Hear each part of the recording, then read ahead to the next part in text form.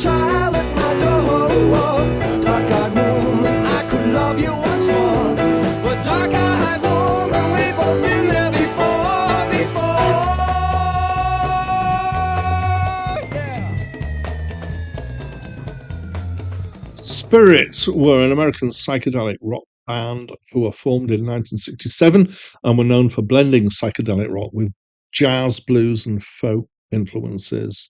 They were known for Ed Cassidy's shaved head, which made him distinctive amongst rock drummers of the era, and for their 1970 hit, I Got a Line on You, and the song Taurus, which became controversial later when its similarity to Led Zeppelin's Stairway to Heaven caused a court case. They were active from 1967 with various lineups through multiple decades, and released 12 studio albums, with their most acclaimed work being the late 60s and the early 70s.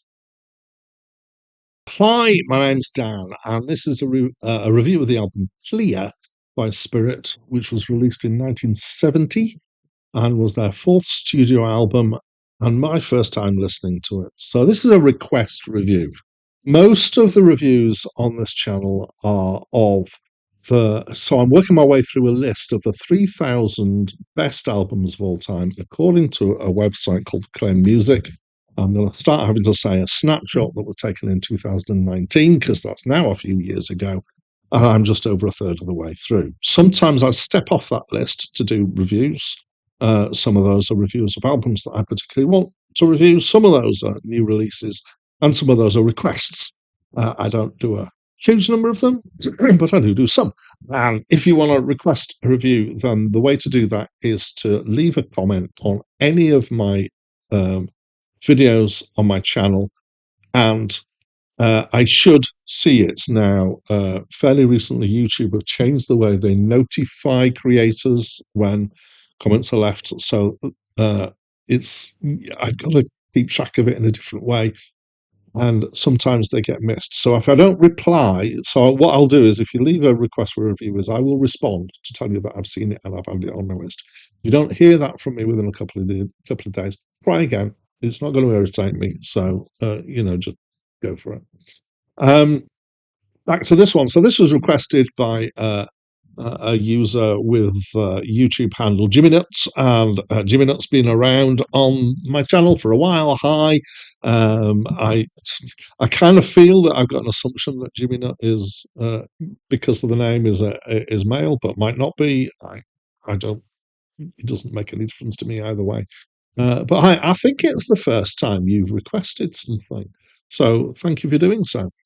Right, let's get into it. So I would describe this as being quite a mixture of stuff.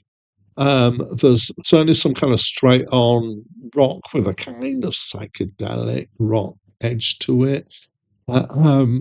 Bits of jazz fusiony stuff, but don't like that kind of.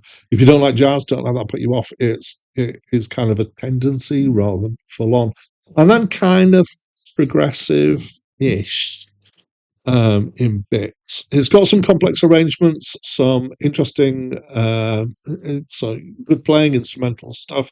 There's a really nice point where a flute comes in towards the end of which track is it? I'm going to have to check this one. Ice, which is my favorite track on the album, as it happens, and just kind of made me think proggy thoughts at that point. It's got kind of acoustic and electric bits, and we're in 1970, so this is a year after In the Court of the Crimson King. I have no idea if they knew In the Court of the Crimson King. It was a hugely influential album, but it feels like it fits into that kind of thing. It's maybe not as full-on prog as that is. So there's kind of two halves to this album. So side one is more kind of tighter song-based stuff. Side two is more expansive music-based stuff. There's several instrumentals. It all has this kind of slightly rambling feel to it, which I associate with the Grateful Dead, particularly. But just kind of getting a jam going at times. And the vocals. So this was Jay Ferguson, I think. he's got a good versatile approach. It goes from kind of folk style to more powerful rock delivery. There's several places where there's harmonies throughout. Um, and it's a kind of mixture of introspective and philosophical themes. It's some environmental and spiritual consciousness stuff that was very kind of early 70s. And then there's more kind of abstract and poetic stuff going on. So it's generally praised for its musical sophistication, instrumental skill. Yeah, definitely. I particularly like the slowy, more spacey instrumentals, and as I said, Ice was my favourite track. But it wasn't kind of stand out miles above the rest. There was a lot of other stuff that I enjoyed. There was a track, Groundhog, which is about groundhogs, which I found fun. I enjoyed the Policeman's Ball. Quite a few of them. I definitely enjoyed quite a bit. So there's a very famous reviewer, or I assume he's famous because I'm reading a lot of Wikipedia pages of about albums, and when they come to critical reception, at least 50% of the time, there's some comment from this guy Robert Christgau or Christgau. I think it's Christgau.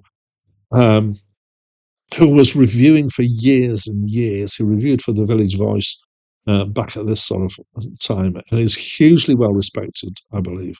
I don't find that I always agree with him. So he said that the first half was better and the second half was aimless.